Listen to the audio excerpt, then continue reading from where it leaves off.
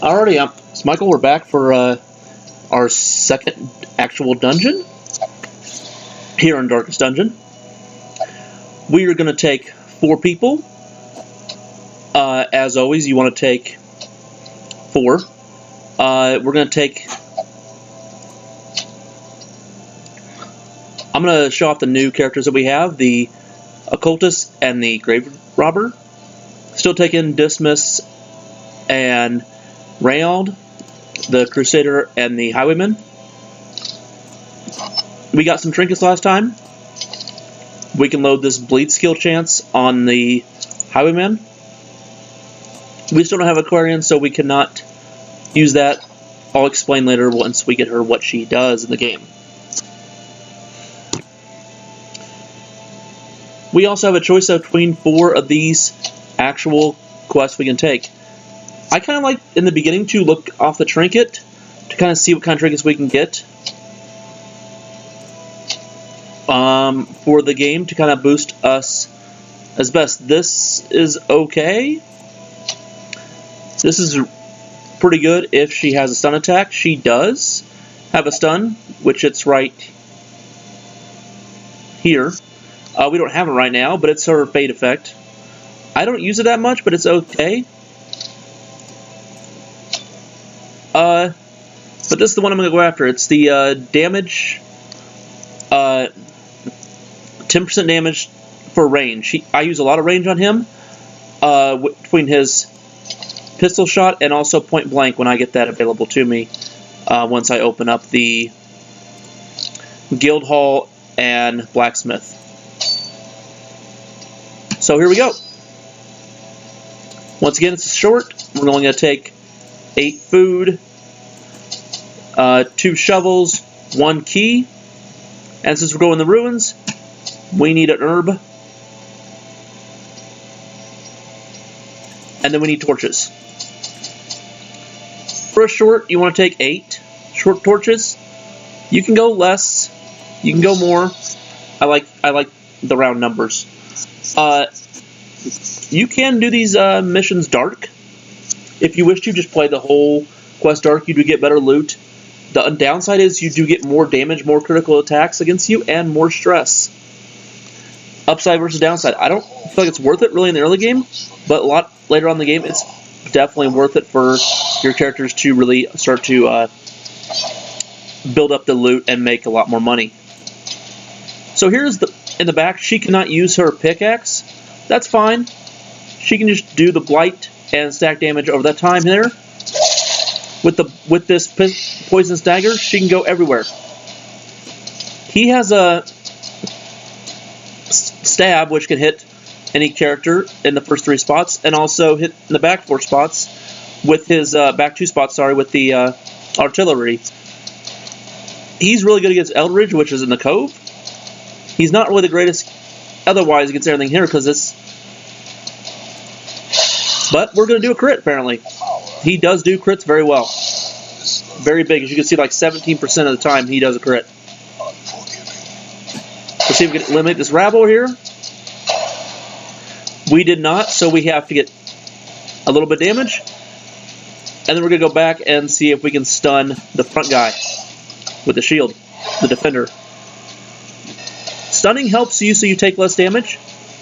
And since we want to stun guys that usually have 0 to 1 speed or lower speed than our guys, so we can eliminate other enemies fast while we're waiting for them to take their actions. Here, he only got 1 attack this even fight. He may not even get any attacks. Okay, he gets 1 attack. Nope, he died because of blight. Here's the gold. Max 1750 that you can hold in a stack. Here's one of the curios. You have the option here to use holy water on it, which will purge the evil. It may work, it may not. I can't remember if it does or not. It does not work, it has no effect. Bookshelves have a 25% chance of giving you some bad quirk, or a 75% chance of giving you good quirks. They also can find you maps or other interesting things. We're going to try it out.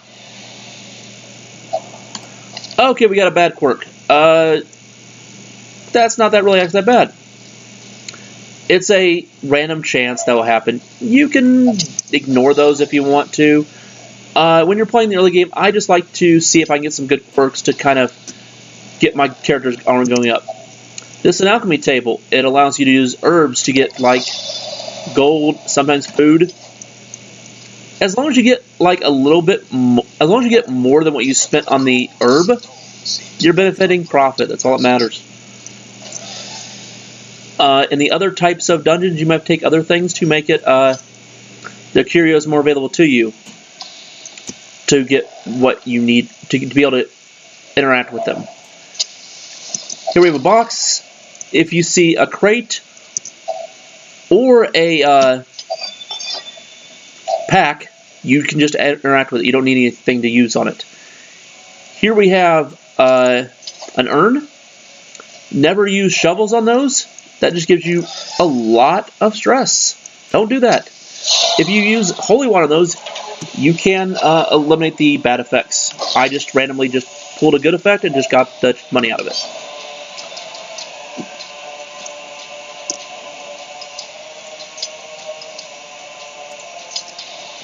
I'm going to turn down the sound a little bit, just to, it's a little loud. Alrighty, here we go. And the narrator will sometimes talk if a crit happens or random things happen during the game. Otherwise, it's normally just you dealing with the enemies in front of you. Here we can do artillery, so we can hit two people in the back at the same time. When you see this little line between the two, it means they do both the same. Do the back two, or the front two, or the front three, or front four. A double crit. Sweet. Alrighty. And we're going to do a front attack here. We could try to stun this guy, but we're actually trying to kill him. Makes it a lot easier. Stunning sometimes works when they have, like, their life is actually just less than your damage. You can see if you can eliminate them. Like that. Like I said, he does a lot of crits. Occultist is one of the better attackers, but not a very good healer. When it gets situational, I'll actually show you his heal. And it's sometimes terrible, sometimes really good. It all just depends on the random roll. Moving on. We got another bleed trinket. As you can see, there's a common. We have trinkets that get uncommon. We have trinkets that get rare. Yuck. We also have trinkets that get very rare. Here's a hallway fight. These are also random. We can actually scout them out. Doesn't always work out for us, but we can sometimes.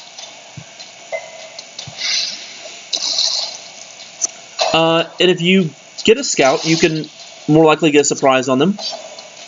It doesn't always work out for you, but you can more likely get a surprise. Here's a chance where we need to heal. On our occultist, he has 5 health out of 19. We're going to try to heal. Heals 4. It's a random crit. When you heal as a crit, or deal damage as a crit, you also get the remove stress both ways. Alrighty, he's blighted. He is taking 3 next turn. He's at 4. He is not dead, unfortunately. And we'll keep on going.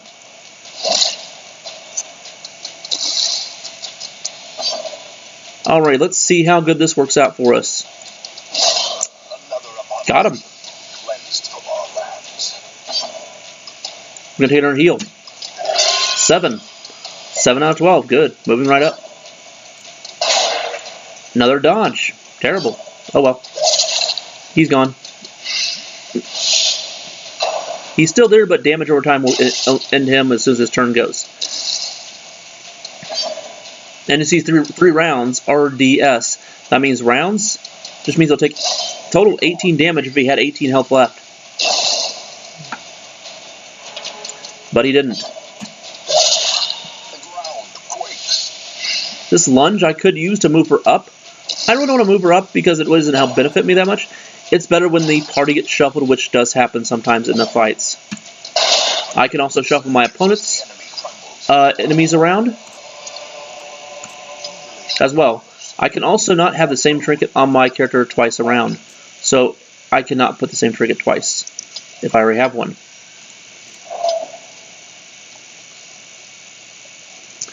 Here's another cure you can activate with herbs. You can also activate with holy water. And we got our first disease, tetanus. -5, actually -5 crit. We can remove those later on in the game with the Grave Robber when we actually rest. We can also remove them when we also get in the Sanctuary opened up, which costs a little bit of money. Hey, an old journal. These are random, just kind of like storyline in the game, kind of help you out. They're just flavor. They're not worth anything. They're just kind of fun. You can only get one of each of the journals, but you can also read them later on in the game if you don't want to read them while you're actually fighting through the dungeons.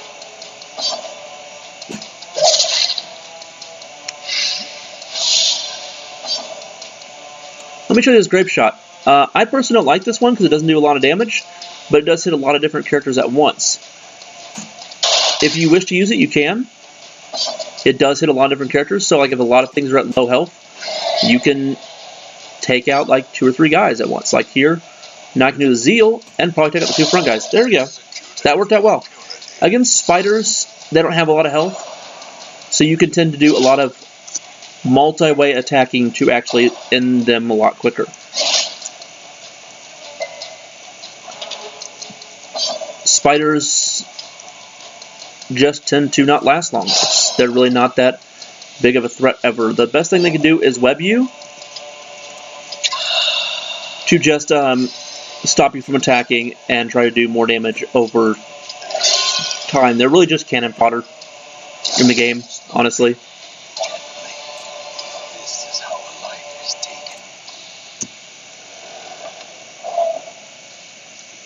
So here we go, we're just mowing through these dungeons.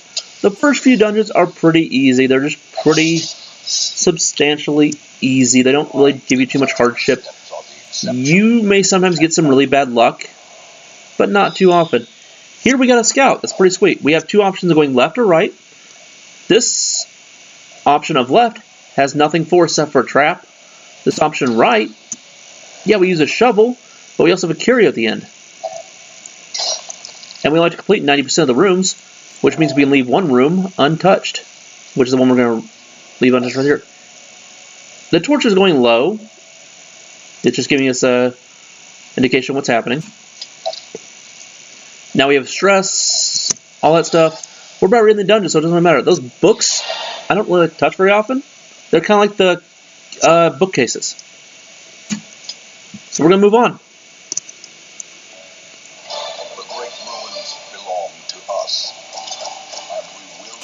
Each of these videos, if I do a short dungeon, I'm probably going to do a second one on the video. If I do a medium or long dungeon, I'm only going to do 1 dungeon per video on that. So here we got 3,000 plus 4,000, so about 7 grand. Not very many actual heirlooms, but that's fine. And we got a cool trinket. Only one of our guys got a actual quirk. Isn't that good? But that's fine. Just gave him extra damage in the ruins. Here's what happened when we got back. The blacksmith and the guild open. The guild is the area where you can upgrade all your skills. You can also change out your skills to get things you like. You can also spend less money to have it cost less. I recommend doing that right away, so you don't have to spend a ton of money. See there, they just went down a notch. Now I can get things that I actually know how to use a lot better to actually benefit my characters even more. Yes, I'm going to be spending a lot of money right here, but this way I kind of have a feel for what I like to work with. So when I'm doing the character here, I get now a heal with him. I also get a lunge. If he ever gets in the back 2 spots, he now can move forward with this lunge. And he also gets riposte, which means whenever they attack, he attacks back. And he also gets pistol shot if he's in the front line. He does a lot of damage for that, and he knocks back. 50% more damage it's pretty good. Here for this Plague Doctor, I like to pick up Blinding Grasp, and that's actually it for him. I don't like any of the other things he has. For the Vestal, I like to pick up her Party Heal, and then I don't really have anything I like here. Her stun doesn't really work too often, so I don't like that at all. And that's it. For the Occultist, the only thing I like picking up for him is this pull. It allows me to move my opponent's party around a lot better, so I get the guys in the back to the front to beat up with the Crusader. And the last one is the Grave Robber. I'm going to get Throne Dagger, and that's it, because it does a lot more damage than the pickaxe when I put her in the back, and that makes more sense. I could get the Shadow Fade to move her back, which I should do, and I'm going to, because it's a lot better than this thing right here, which cures Blight and Bleed. And that's what the guild does. The Blacksmith, however, allows you to upgrade your weapons and armor. As you see, I can't do that right now. I need more deeds. These right here, I need 5. You can exchange your stuff out for stuff. Like you can exchange your bust out for other deeds and stuff like that. Do that when you're close, like 1 or 2 off. Don't do it when you're very far away, let them there. So we need more combatants to help us go through stuff. This is the Leper. This is the Abomination. Abomination is good to get early, but I don't like taking them out very often. I'll explain why later. No one really has a stress problem, so we can take any of these people we want. The only person that has an issue is this disease right here, which we can remove.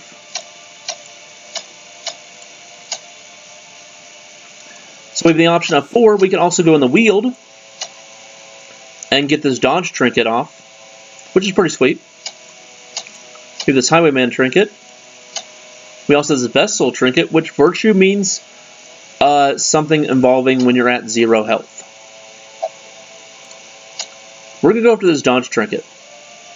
We're going to take all 4 of these people, except we're going to take the Vessel instead of the Occultist. That's it. One difference. We can also change out our trinkets here to remove all the trinkets from our heroes, and then add them back in, just in case, because if your people are at home, they don't need to keep trinkets on them, and since you have a limited amount, you kind of want to use them on the ones that are actually going out and fighting. So I just took those off and just put them back on to show you how to do that. Real quickly. Now that I'm going into a new area, the Wield, you can take a lot of different stuff here. I still recommend taking shovels. You still use them here just as much. We're going to do short, so 2 shovels, 1 key always. 8 torches like normal, but this is where you can start taking other stuff like herb, a bandage, holy water we already have. We can also take anti-venom for a reason. That'll show you. And I'm going to take an extra shovel. Yeah, we have a lot of stuff that we've taken, but we're going to use most of them pretty well. In the Wield, you're going to get a lot of blight put on you. You're also going to get a lot of guys with protection. That take a while to kill, so you got to kind of be prepared for that. The fights tend to be longer and more drawn out. This is a great layout because everything's in a straight line, so it won't take as long to actually clear this. Unfortunately, we hit our Klepto trigger and we lost all that stuff. 600 gold and a shovel. We already have enough shovels, not a big deal. He will only do that in the packs and the boxes, so it's not a big deal that much very often.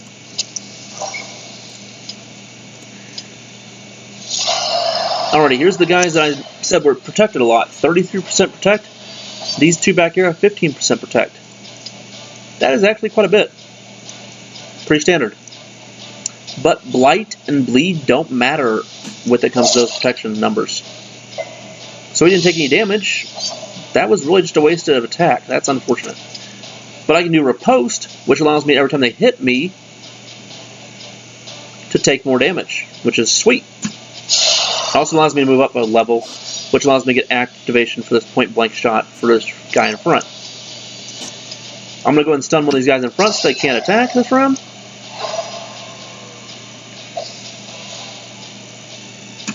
It's just telling me about protection. And we killed one of them and moving on. So now their turn. Yeah, he hit us. That's hurt. But we got him back a little bit with the riposte. And again, sweet. That Mark is doing great. That riposte doing it. It lasts 2 rounds.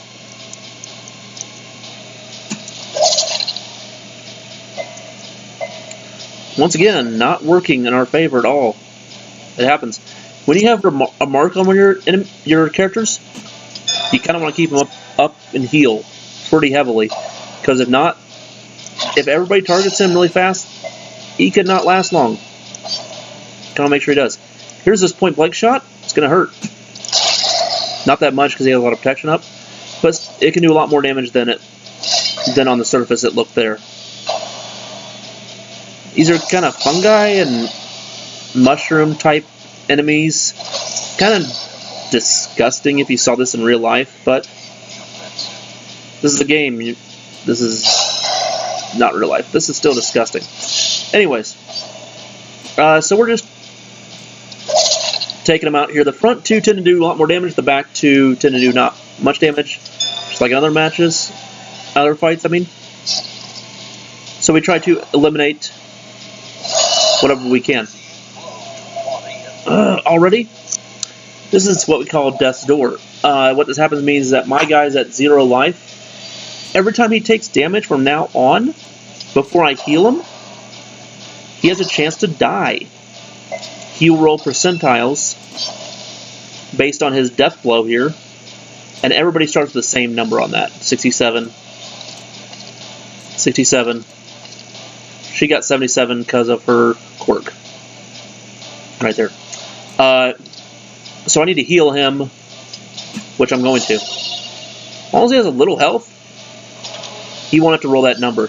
Now his death door, he just takes that for the rest of the quest. Which is unfortunate, but what happens. This game does that quite a lot, where they just target one character a lot, and then you get the chance of him living or not. This game is not very forgiving at all, so you tend to make mistakes. It will tend to punish you for them. So you kind of want to play the game pretty correctly all the time. You can make some minor errors and it won't affect you, but you want to be doing the right things over and over again to make sure that your guys stay alive, your party stays alive, they don't get stressed out, and you don't have problems as you move on. I can put him up front here, so I can use point blank the first round and then riposte back the second round and do a bounce back effect. That's also really cool too. I'm going to show that here in the next fight. Here's the plants in this area, kind of like the rubble in the other area. You have to use shovels to get rid of them. You can choose not to use shovels on those and then just take a lot of stress and a lot of issues. I recommend just doing them. Here's a beast carcass. Use herbs. You get a bunch of food a lot of times. It's a lot of random, but it allows you to get extra food to heal. See, it healed him right back up. He's sweet. Alrighty, here we are. Spiders. Once again, they're not that hard. One down.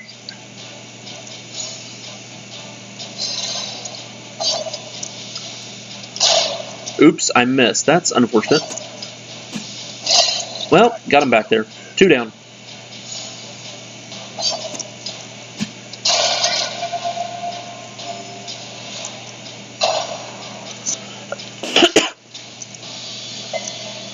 And you don't have to always interact with the Curios behind it. You can just skip them if you want to. I like to interact with them early to find going to get stuff, get money, get built up in the game. Get what you need to move on. You don't want to be afraid to spend money in the blacksmith or in the guild hall. You want to just get your characters up as fast as possible.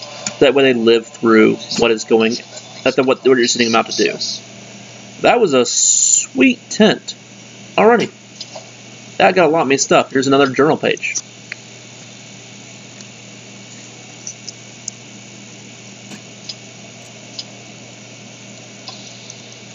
All those journal pages I'll get, I will show you what they are, and then I'll let you read them if you want to.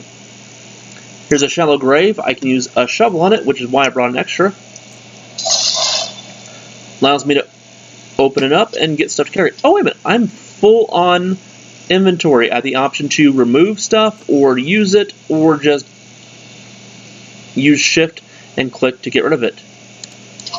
I can now eat my food.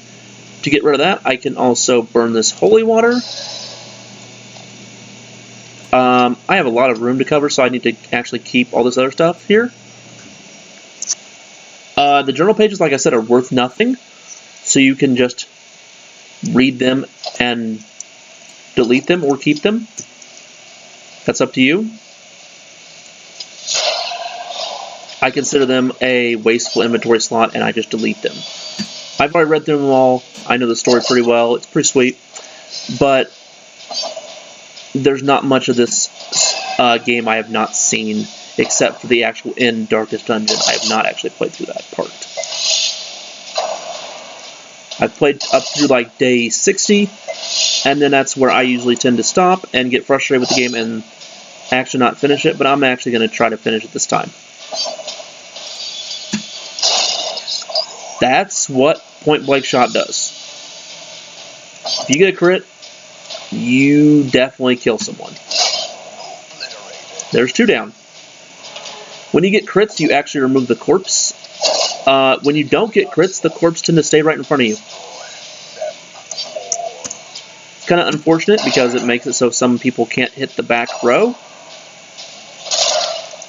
Some of your characters do have corpse clear, which is nice.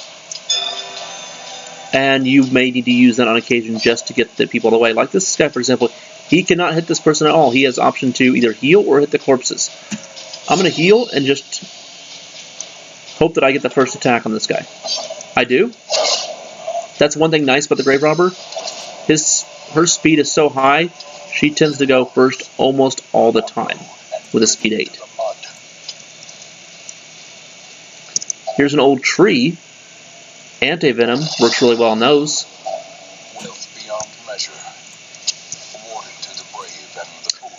To get what you need. I mean, to get your loot from it.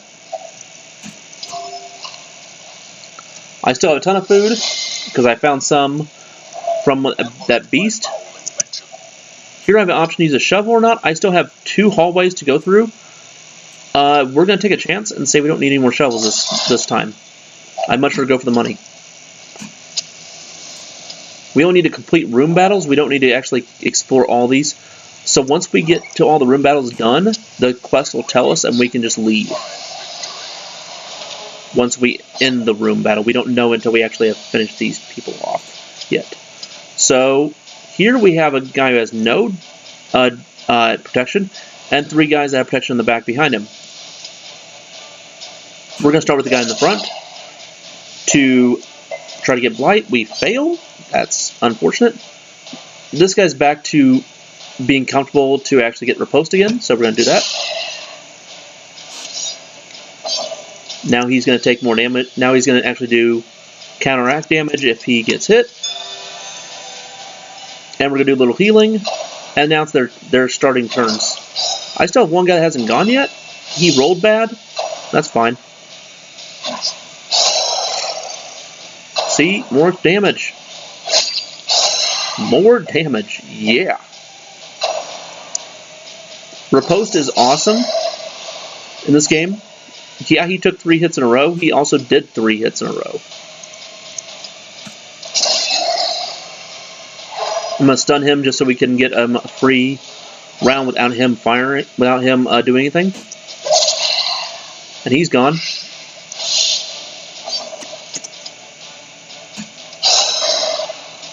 We can now start working on everybody else. There's a bleed on him. And when they also bleed or blight out, they also remove the corpse as well. So that's a good way to remove corpses if you want to remove corpses to get the other people to the front. When your party dies, your guys also move to the front, but you don't have corpses. So your guys just shuffle back to the front. You don't have corpses at all. You actually carry your corpses with you when you move on.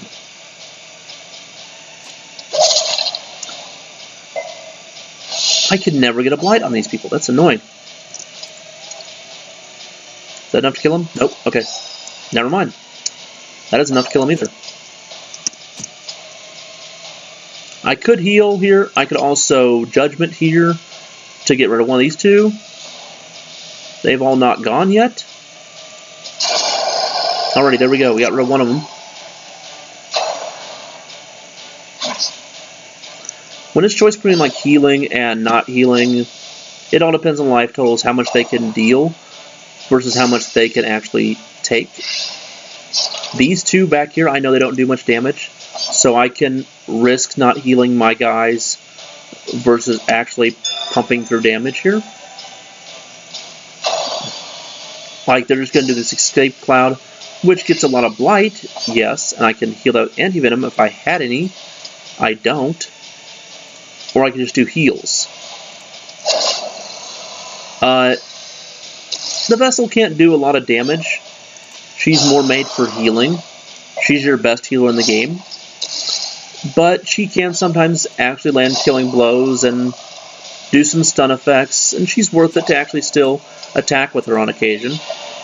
Okay, here we have the option to actually move on with the quest or just go back to the manor.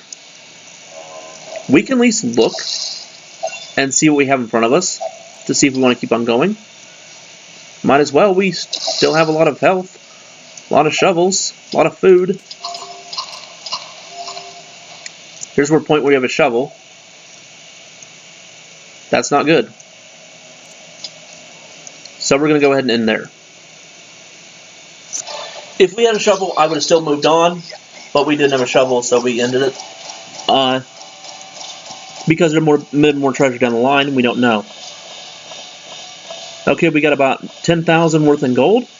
There were all the trinkets and the gems we got. And a ton of crests, and a few busts, and a few portraits, and a few deeds. Crests you tend to get the most of.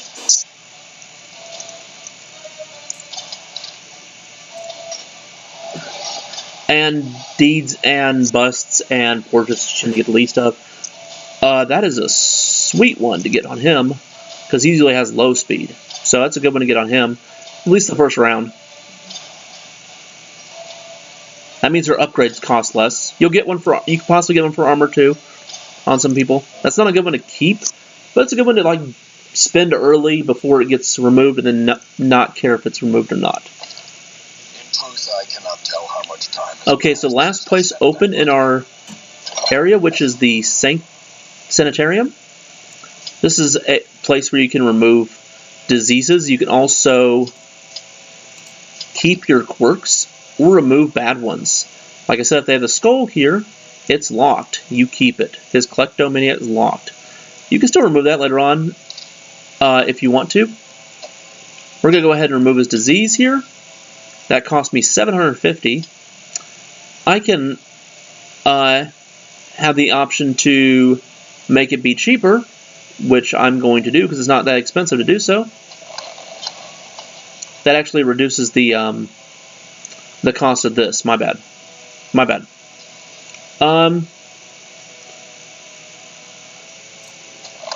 Okay, there it is. Medical devices. There's the one that actually reduces the cost of the treatment. So actually with 650 instead of 750, I could have made it cheaper again, but I'm not going to. You do just spend a lot of resources in that area as well. So I have some level 2s here. I have some level 1s. I still have one more slot to actually do in the Stagecoach. And here's one of my favorite characters, Men-at-Arms. They're great. He is your tank. He is your literal tank in this game.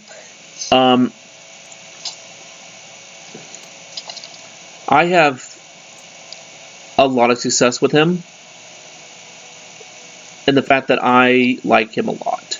You get to utilize him as a just a guy that just soaks up a ton of damage, and he gets to do also not that bad of damage either. 5 to 10, not that bad at early level. Starts off with 31 hit points. Reynold has 36 at level 2. Not that much more. We do have some people with stress, so we're going to commit them to the areas that we need to commit them to. This one always costs less versus these cost more, so you kind of want to send them to the top one. But as you see an X there, she cannot go to that. Why not? She will only drink while in town. Okay. So I guess that means she's going to the bar and drinking. That costs $1,000 for her to get drunk. Okay. We can make it cheaper now. That was first one was just to relieve more stress. Now we can make it cheaper, and now it costs $850. Here we can also do the same thing with her. If we had more crests, but we don't. I'm not going to spend my crest to get more. I'm just going to go and spend 1,000 to get her less stress. Reynold needs to do the same thing, but right now he's getting rid of his disease of tetanus. Next time we'll go out, I will definitely show you the Men-at-Arms. I'm also going to bring the Occultist. I'm also going to bring this Abomination and kind of show him off. And then the Plague Doctor roundabout. We're going to either go in the Cove or in the Warrens. Who knows from there? We're going to figure it out based on whatever we see. Probably this one because it's this Speed Trinket, and I do like that one a lot. Yeah, we'll probably take the Speed Trinket. This is a medium. Orange or medium. Green are easy, medium, and red are hard. Your guys have to be level 3 or 4 to go in here, and level 5 and 6 to go in here. They can go less, but they will get more stress. This is where we're trying to get to, the Darkest Dungeon, at the end, and go from there. It will take us a while before we get here, so we won't see this area for a while. I've actually never seen this, so that's something I'm going to be interested in seeing. See you next time.